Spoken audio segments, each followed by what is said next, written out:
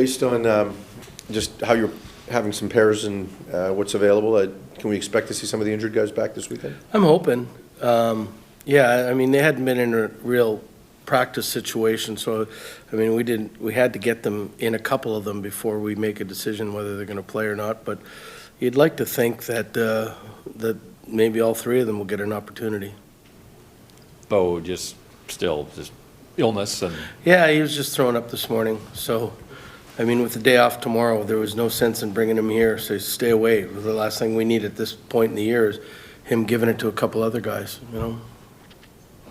How much did it hurt for your team not to have Bo last night? What do you think?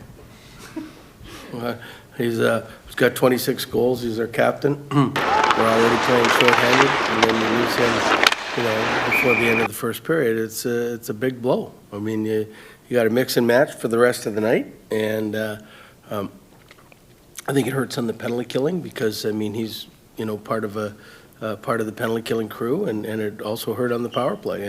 And where did we lose the game? On the power play and the penalty killing.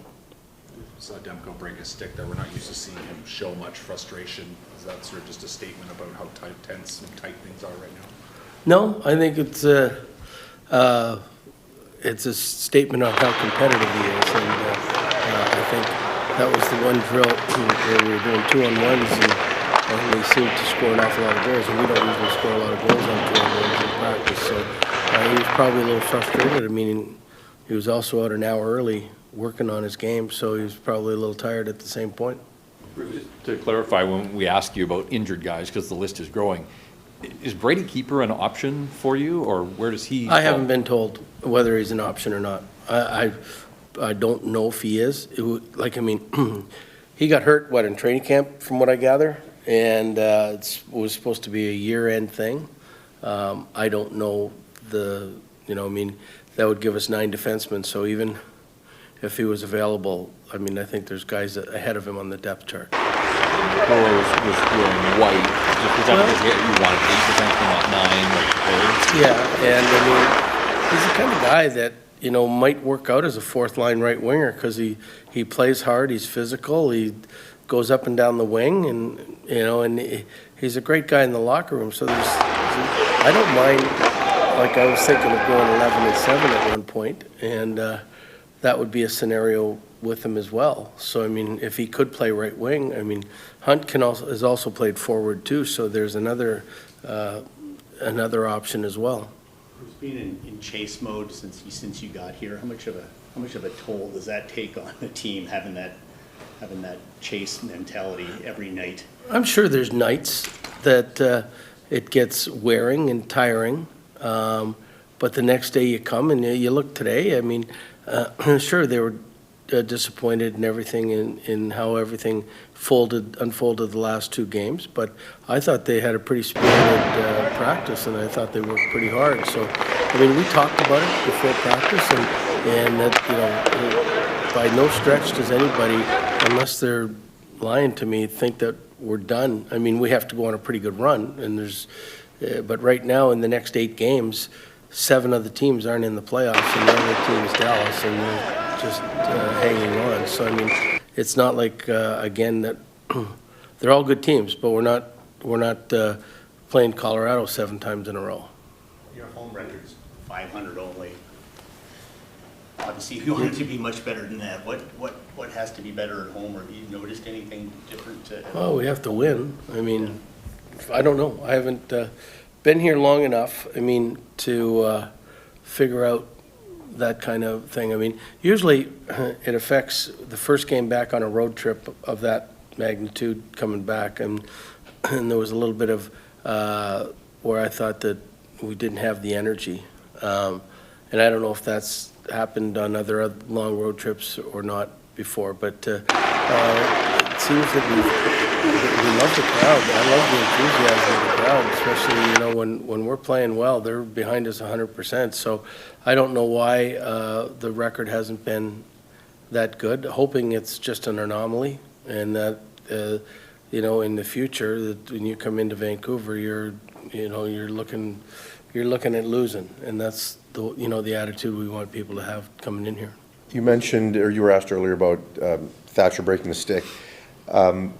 He said when he last spoke to us that there have been some strange goals that have been squeezing past him, and certainly the first goal last night may have qualified as one of those. Do you think there's also some frustration with that maybe he's feeling? I haven't talked to him about it. I do know, talking to Ian, he said that that goal, there was a sort of a double screen of going by him and like that, because those things usually don't, I asked that same question. Those things don't go through Thatcher. I haven't seen anything like that happen. But he said he didn't see it till the last second. So.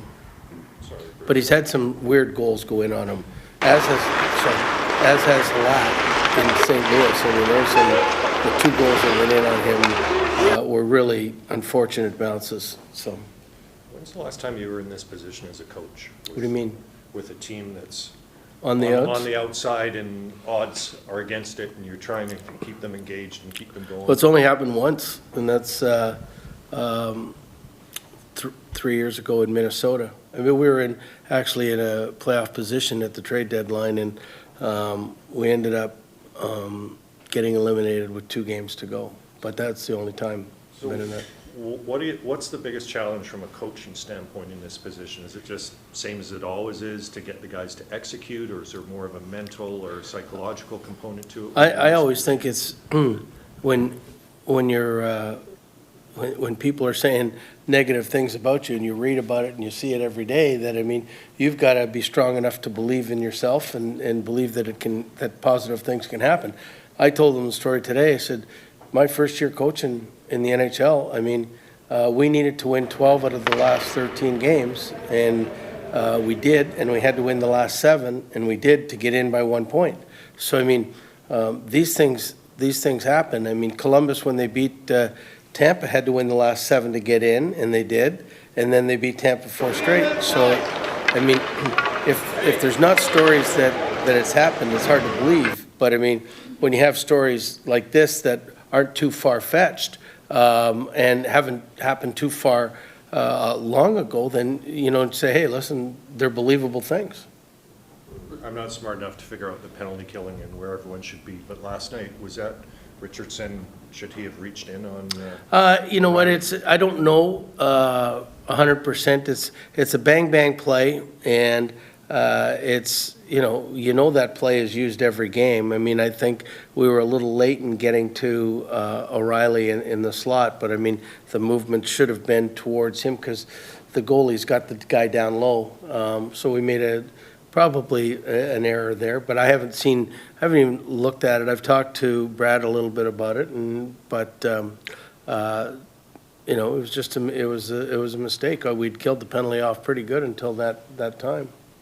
Forgive me for asking a big picture question, because the season's not over yet, but there's been some talk about your future, right? And obviously you've got another year left on the deal after this one, but conventional wisdom would suggest you would want an extension, and assuming you want to return, do you believe you've earned that opportunity? Well, I think I think I've done an okay job, and it's a tough question. I mean, I want to coach forever, and I really like Vancouver, so I guess that sort of answers the question. Bruce, is there an underrated part of Tanner Pearson's game that maybe a coach sees that we just miss? Well, I mean, he's played on 2 Stanley Cup teams, and for a reason. He's responsible, and most times he's been 20-goal scorer for a few years, and he can put pucks in the net. I mean, it's to have a guy that's responsible, that you can put him out there and that he's going to be good for you. It's a good thing. So, I feel more comfortable when he's on the ice than when he's not.